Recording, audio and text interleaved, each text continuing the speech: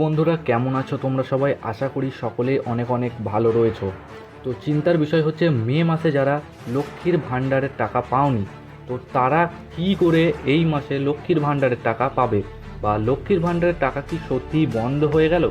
আর যদি বন্ধ হয়েও যায়, তাহলে কি এই নতুন সরকার যে অন্নপূর্ণা ভাণ্ডারের নামে যে 3,000 টাকা করে দেবে তোমাদের বলেছে, এই টাকাটা তোমরা কবে পাবে, বা এখানে কিভাবে তোমরা আবেদন করবে, বা টাকা কারা কারা পাবে এবং কারা কারা পাবে না?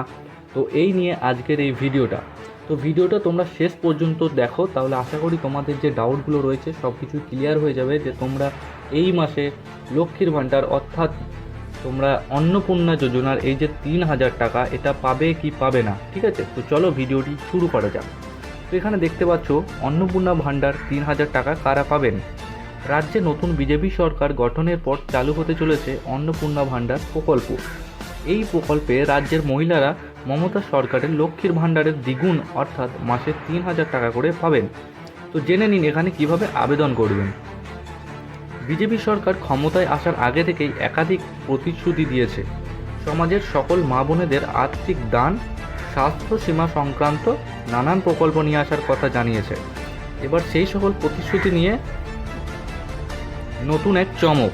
আগেই জানিয়েছে বিজেপি সরকার ক্ষমতায় এলে চালু হবে অন্নপূর্ণা ভাণ্ডার।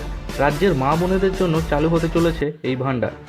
মমতা সরকারের লক্ষ্মী ভাণ্ডার থেকে দ্বিগুণ ভাতা পাবে রাজ্যের মা বোনেরা।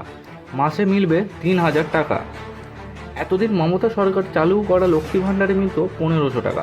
সাধারণ জাতির মহিলারা পেত 1,500 এবং তপশিলি জাতির মহিলারা পেত 1,700 টাকা। তেমনই বাংলায় চালু ছিল বৃদ্ধ ভাতা, বিধবা ভাতা, কন্যাশ্রী, যুবশ্রী সহ একাধিক ভাতা। এই সব প্রকল্প দ্বারা মিলত আর্থিক সাহায্য। এবার বিজেপি সরকার চালু করতে চলেছে অন্নপূর্ণা ভাণ্ডার। জানা যাচ্ছে শুরু হচ্ছে অন্নপূর্ণা ভাণ্ডারের ফর্ম ফিল আপ।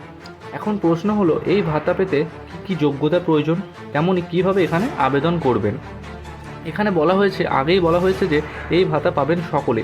রাজ্যের সকল মহিলাদের অ্যাকাউন্টে ঢুকবে 3,000 টাকা করে। তবে কিভাবে আবেদন করবেন সে প্রসঙ্গে এখনও কিন্তু কোনো কিছু জানা যায়নি। অর্থাৎ অনেকেই বলছেন যে কীভাবে আবেদন করবো, তো সরকারের তরফ থেকে কিন্তু এখনও কোনো নোটিশ আসেনি যে এখানে কিভাবে আপনারা আবেদন করবেন। ঠিক আছে, তো যদি কোনো নোটিশ আসে অবশ্যই তোমাদের আমি জানিয়ে দেবো। তো তার জন্য অবশ্যই চ্যানেলটিকে সাবস্ক্রাইব করে রাখবে। আর তুমিও কি লক্ষ্মীর ভাণ্ডারের টাকা পেতে, তো সেটা অবশ্যই এই ভিডিও নিচে একটা কমেন্ট করে জানাবে। তো দেখা হচ্ছে আবার পরবর্তী ভিডিওতে।